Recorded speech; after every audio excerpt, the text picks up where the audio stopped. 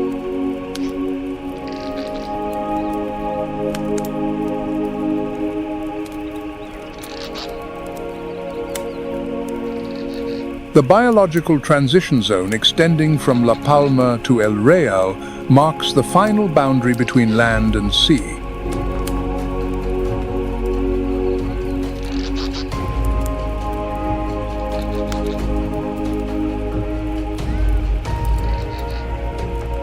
Here, life is constantly being reshaped after every wave, after every tide.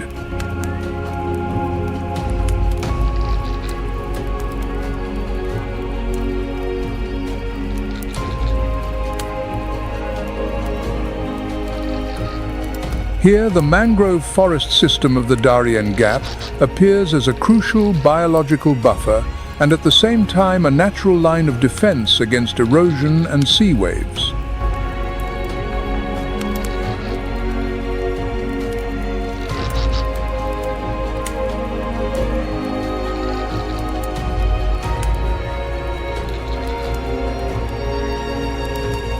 This ecosystem is mainly composed of 3 plant species: red, black, and white mangroves.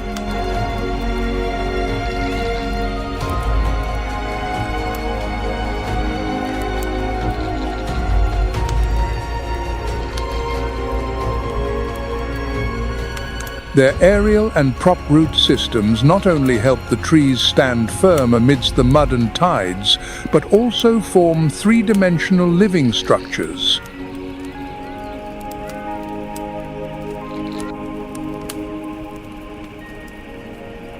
As fresh water from upstream rivers carries sediment and nutrients, the estuary gradually transforms.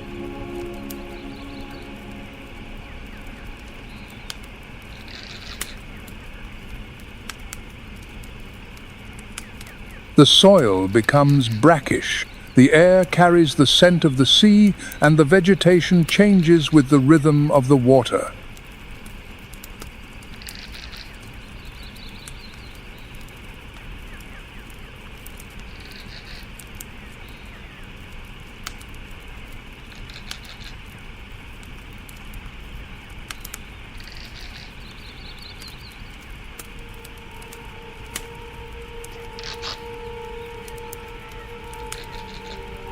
In that seemingly silent moment, a small mudskipper with its protruding eyes and anxious hopping suddenly breaks the quiet of the soft ground.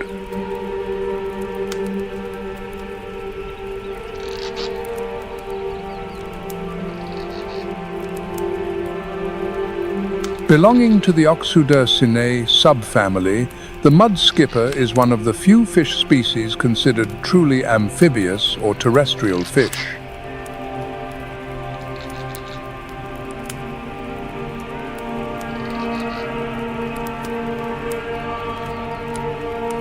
Its elongated cylindrical body is 4 to 8 inches long depending on the species, and its protruding eyes, similar to small periscopes, allow it to have 3-dimensional vision.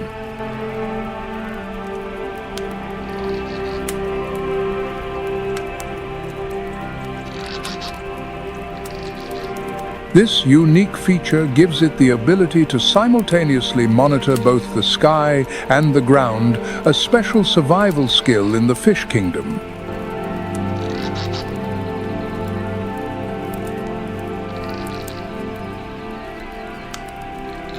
When the tide recedes, leaving behind cracked mudflats and shallow pools, the mudskipper's most active period begins.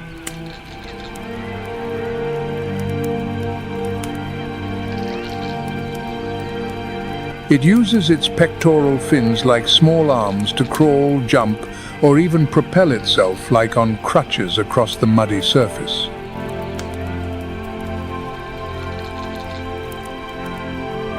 A burrow is an indispensable refuge. Each individual digs a tunnel 1.5 to 5 feet deep in the mud.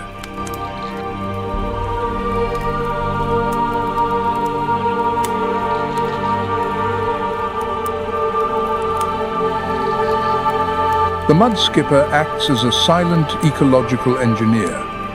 Its burrowing not only provides a personal refuge, but also aerates the deep sediment layers.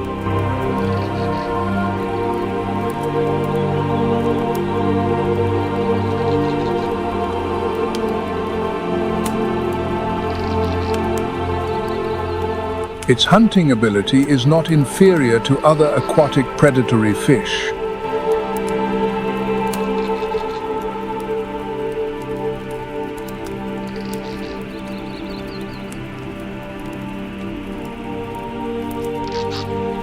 The mud skipper does not swallow its prey while swimming, but uses rapid movements of its head and mouth to suck in small insects.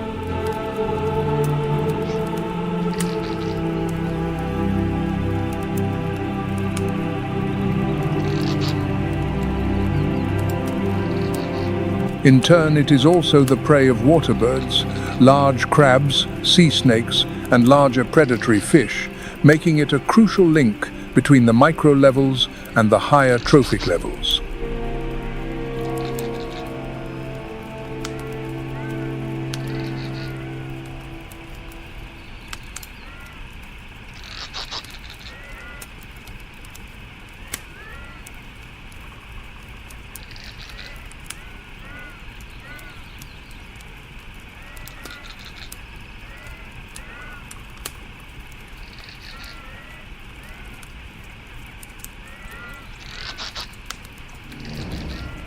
A pink ribbon moves slowly through the shallow water, its wide beak sweeping through the mud as if drawing soft curves on the Earth's surface.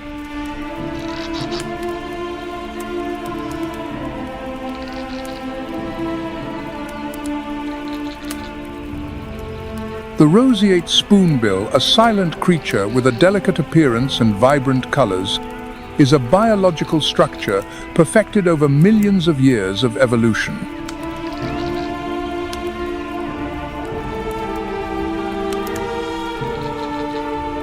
Its spoon-shaped flattened beak, up to 11 inches long, is an extraordinary tool for sensing the flow of water and detecting even the slightest vibrations of prey hidden under the salty mud.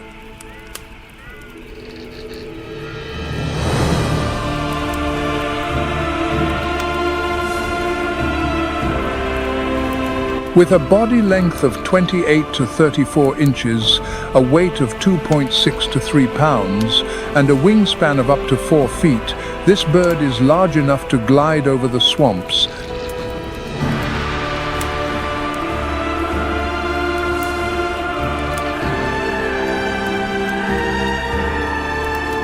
The pink color of its plumage is not merely genetic. It is the result of a diet rich in carotenoids absorbed through shrimp crabs and other small crustaceans.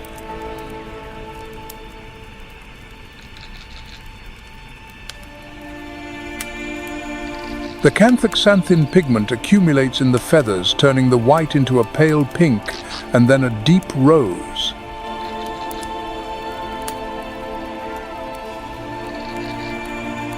That color is not just for beauty. It is also a language of communication during the breeding season, a tangible proof of good health and vitality.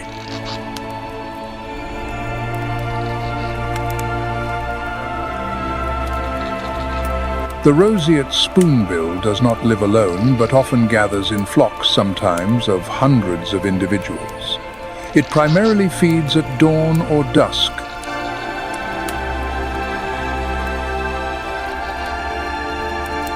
Its hunting method is not fast or violent. Each slow step is accompanied by a continuous turn of the head. The beak glides from side to side, cutting through the water's surface.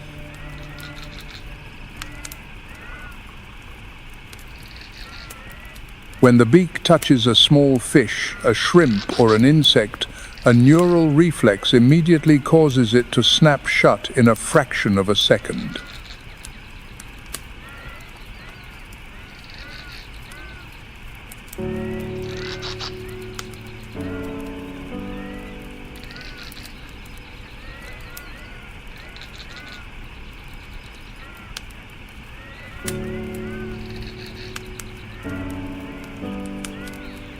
The darkness of the forest still covers much of the Darien Gap, the last wild strip of land connecting two continents, but the first cracks have begun to spread from within.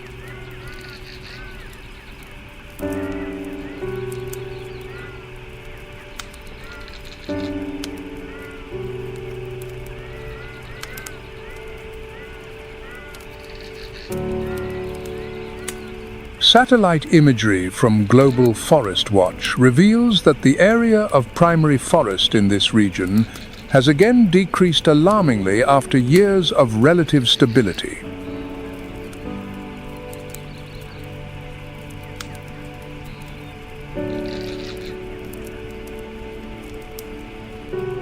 Patches of forest are cut by dirt roads, rivers are diverted, and temporary migrant settlements appear. Each year, more than 7,400 acres of forest in Darien disappear.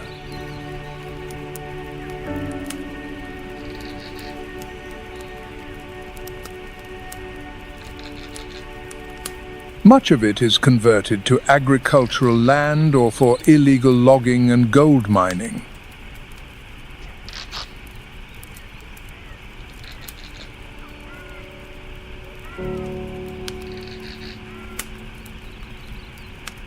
Climate change has made this environment increasingly harsh.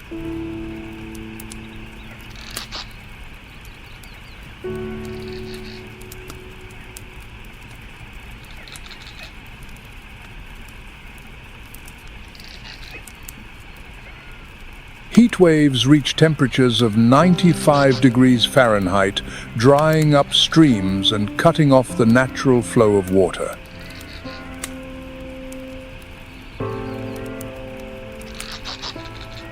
Conversely, unexpected and prolonged rains cause sudden floods in the forest, washing away bird nests, tree hollows, and small natural shelters.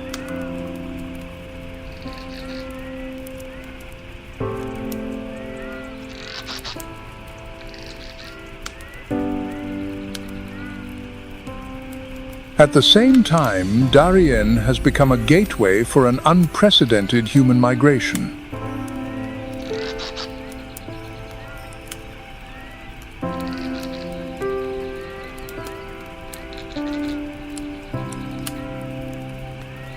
Just from 2023 to 2024, more than 300,000 people crossed the jungle, with peaks exceeding 500,000 crossings in some periods.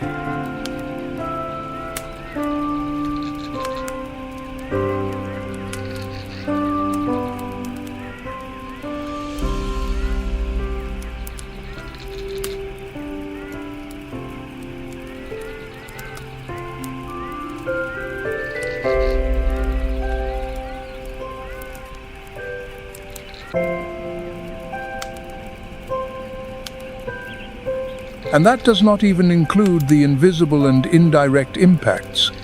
The human footprint also brings non-native parasites, bacteria, and viruses into territories that have been isolated for centuries.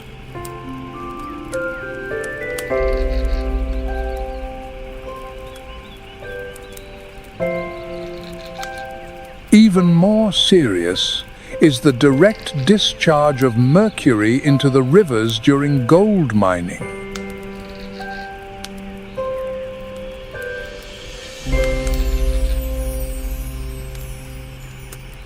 Not only are fish and plankton affected, but even local people have mercury levels in their blood higher than the safety limits set by the World Health Organization.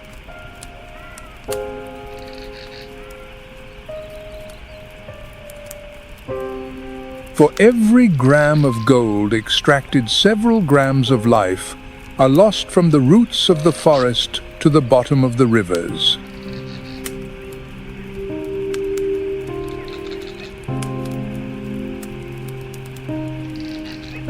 But amidst the scars that cut across the body of the Darien forest, some currents of life are beginning to reconnect slowly but surely.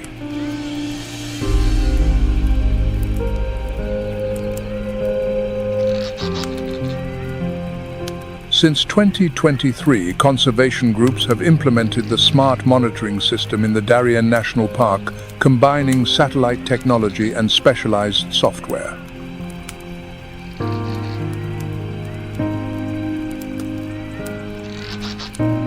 More than 30 indigenous rangers have been professionally trained, contributing to the protection of the heart of the ancient forest.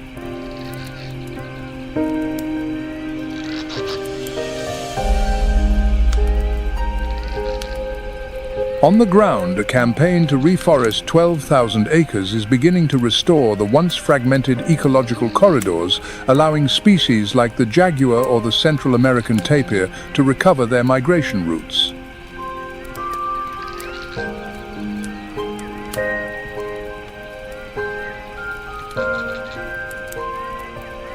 At the same time, the efforts of researchers are helping to more accurately quantify the population size of the harpy eagle, with fewer than 450 pairs throughout Panama.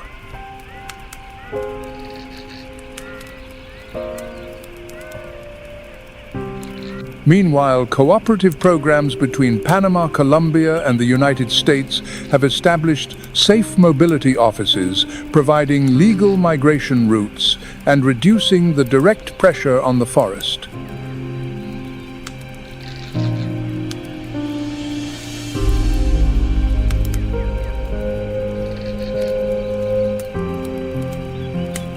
On the jungle trails, mobile water filtration and medical care stations are beginning to be installed, helping to reduce the coliform levels in the rivers to safe parameters.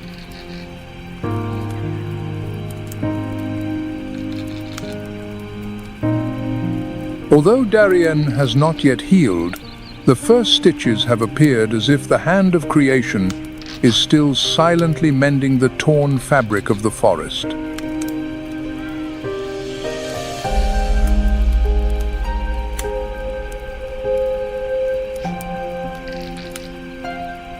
The Darien Gap, a refuge for many wild species, is also an echo of nature calling to be heard.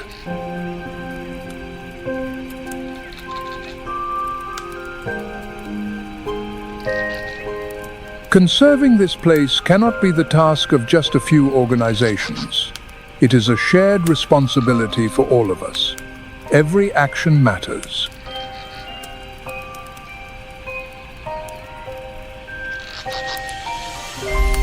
Minimizing waste, supporting conservation programs, sharing knowledge, all contribute to preserving the life of these forests and their creatures.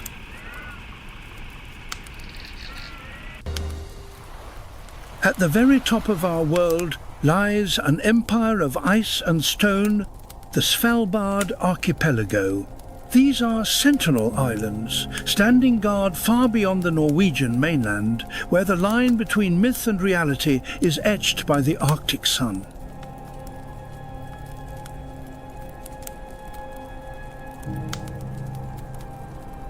This is the image that comes to mind for many when they think of the Arctic.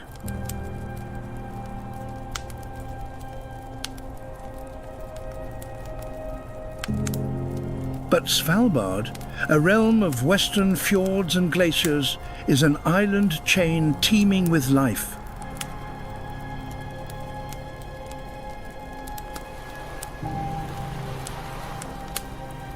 A female walrus has migrated north following the sea ice on which her life depends.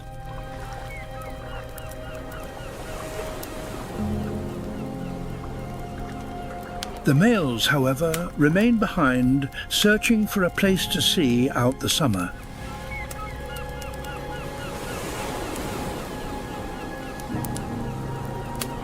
Yet, to remain in Svalbard has its drawbacks.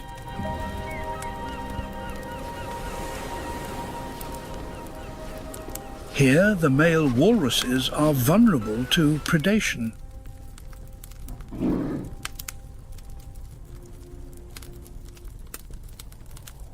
For the undisputed lord of this frozen realm, a kill is more than a meal. It is a declaration of survival.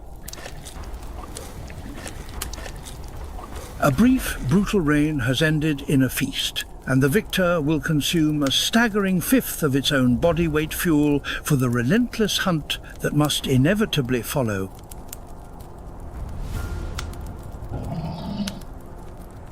And as soon as it has finished, the search for fresh meat begins once more.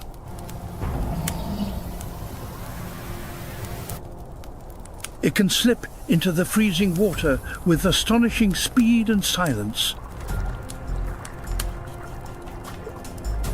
So the walruses have good reason to be anxious when a polar bear is near. They have just one consolation. Polar bears do not hibernate in the same way as other bears, but in summer they can fast for months at a time. The polar bear is the embodiment of patience, capable of waiting for hours in the biting wind for the perfect moment to strike. Though a formidable predator, it wages a constant battle for survival in this harsh, frozen world. This is how summer unfolds on Norway's northernmost frontier.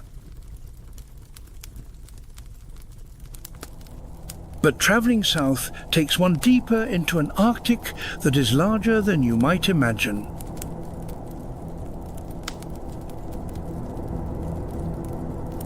Svalbard is a Norwegian territory at the nation's farthest northern reach, but the Arctic Circle is much more than that.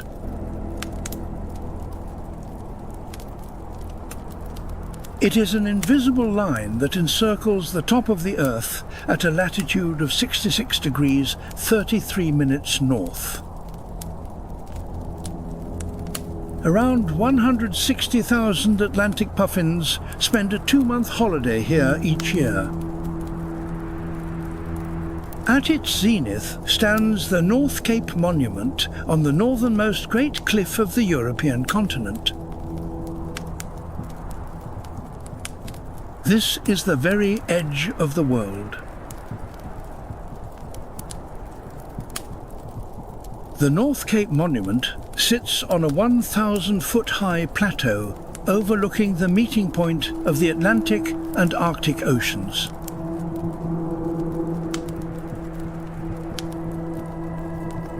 Everywhere within the Arctic Circle experiences at least 1 month of complete darkness. But in February, the light returns. And now the northern fringe of the Scandinavian mainland is revealed. In the southern parts of the Arctic spring has melted the ice on the mountain peaks.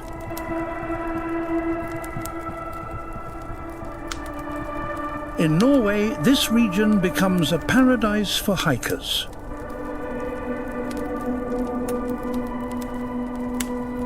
These are the Lofoten Islands, a chain of several hundred remote isles. Their north-facing cliffs provide a summer refuge for one of the Arctic's most curious creatures. The Scandinavian portion stretches for nearly 250 miles. Summer is the season for mating. Once they find a partner, they nest in rock crevices and hollows between boulders. And of course, they feast on fish,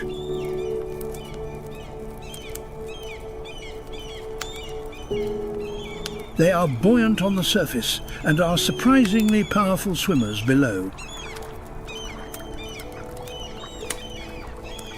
The puffin is one of the very few birds that can hold multiple fish in its beak at once.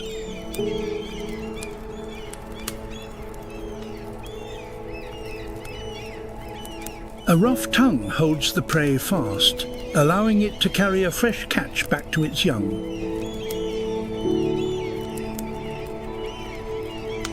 They often mate for life, and both parents share the responsibility of raising their chick. One might mistake them for colourful jesters from the Southern Ocean, their distant penguin cousins. But these are creatures born entirely of the north, their brilliant livery, a fleeting gift painted by the brief, intense Arctic summer.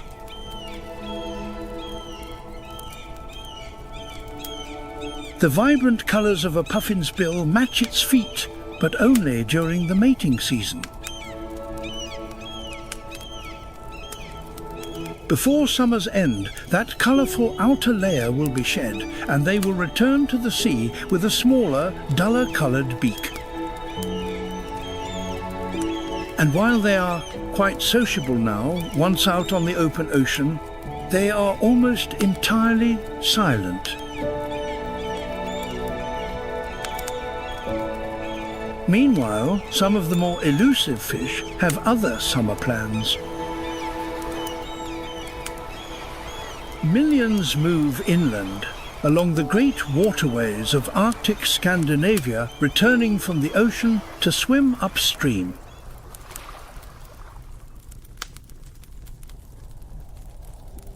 There are no grand shelters for the Arctic's wildlife. In this white world, they live out in the open.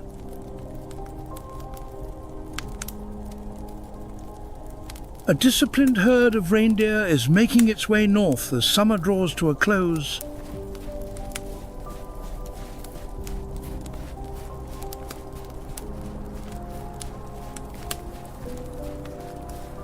As they travel, they dig through the snow in search of lichens and moss.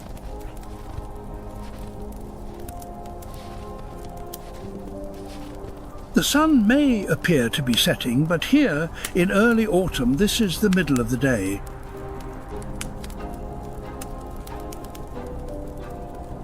In another month, the sun will not rise at all, and this wonderland will be plunged into a month of darkness. The lynx seems to welcome the first dustings of snow. As the land surrenders to winter's first soft embrace, a ghost of the forest appears. This is the lynx, a creature seemingly sculpted by the season itself. Its long legs and paws like snowshoes grant it a silent, weightless grace over the deepest drifts. And it will take more than a light dusting of snow to chill them with their thick winter coats.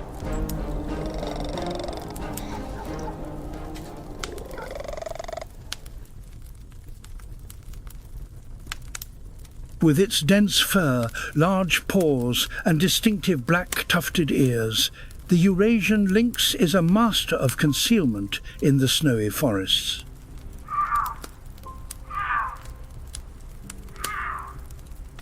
It moves as silently as a ghost-hunting snowshoe, hares small deer, and sometimes foxes.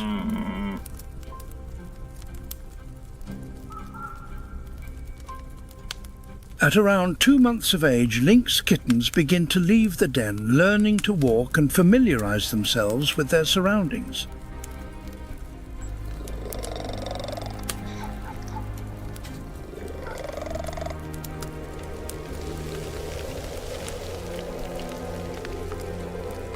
Their mother teaches them how to stalk, hide, and survive through their very first hunts. By autumn, the spring kittens are old enough to keep pace with their mother. Although these cats are fully weaned, they will remain with their mother for another year. When they finally strike out on their own, they may band together for a few months.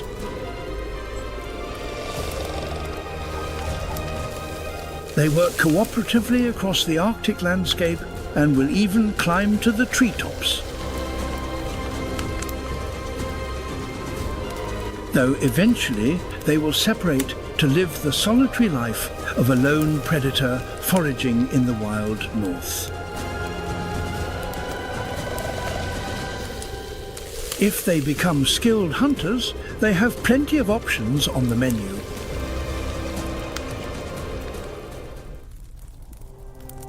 Here, there is water and reindeer among the trees.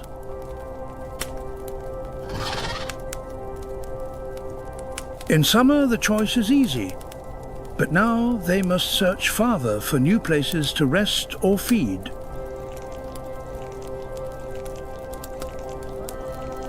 When they sense danger, they have a plan. They can move with great speed across the terrain. And they have good reason to run.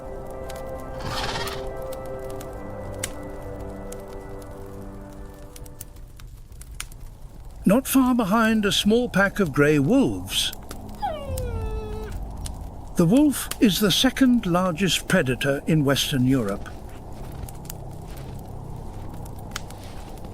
They move like grey shadows through the frozen wilderness. The pack's sharp, cold eyes watch their prey, missing not a single movement.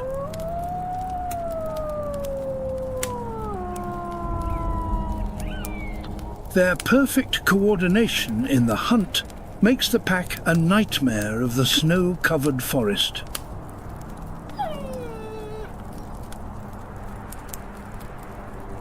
Only the bear is larger. A pack can be truly formidable. Wolves can easily cover 12 miles in a single day. And the reindeer have made it easier for them by leaving a trail in the snow.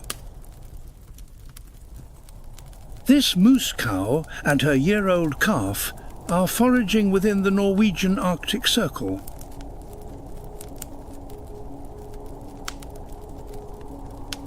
Their cloven hooves play to support them on the soft snow.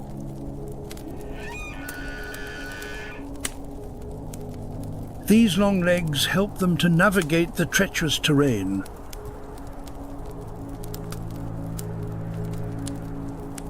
And allow them to move with the grace of a cat. This is an impressive feat, given their size, but its importance lies in helping them evade predators.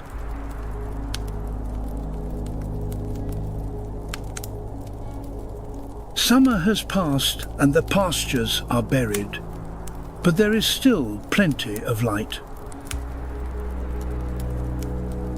And there is still plenty to eat.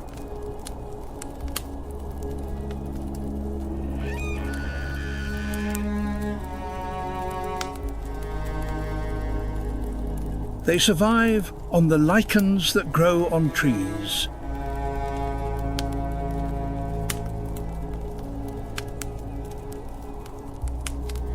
If they can, they will also stretch their powerful necks to grasp at pine needles. But it is their habit of gnawing on lower sections that gave them their name. This constant search for nourishment on the forest's woody skeleton is etched into their very identity. Their name moose is a whisper from the ancient Algonquian languages of North America, meaning, quite simply, bark eater.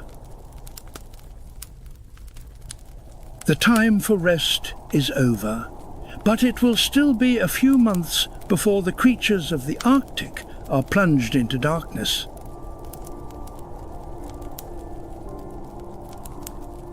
They must make use of what little light remains.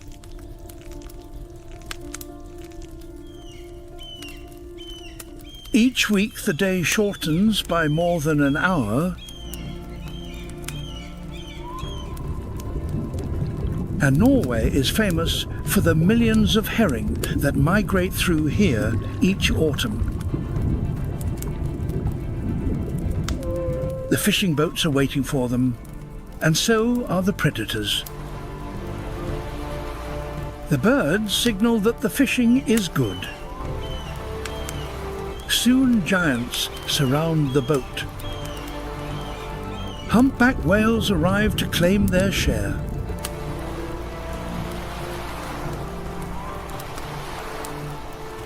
The fishermen tighten their nets to haul in their catch.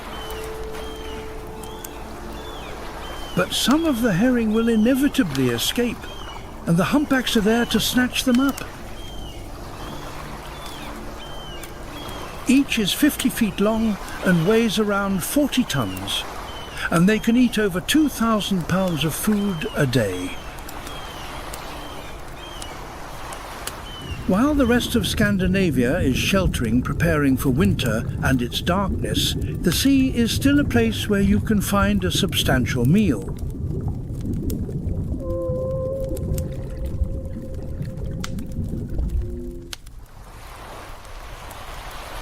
The Gulf Stream current keeps the waters around the fjords almost entirely free of ice, and that is what attracts the fish.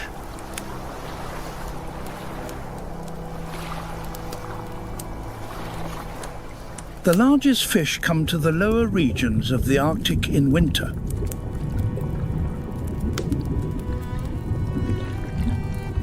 But one strange-looking species never leaves, no matter how dark it gets.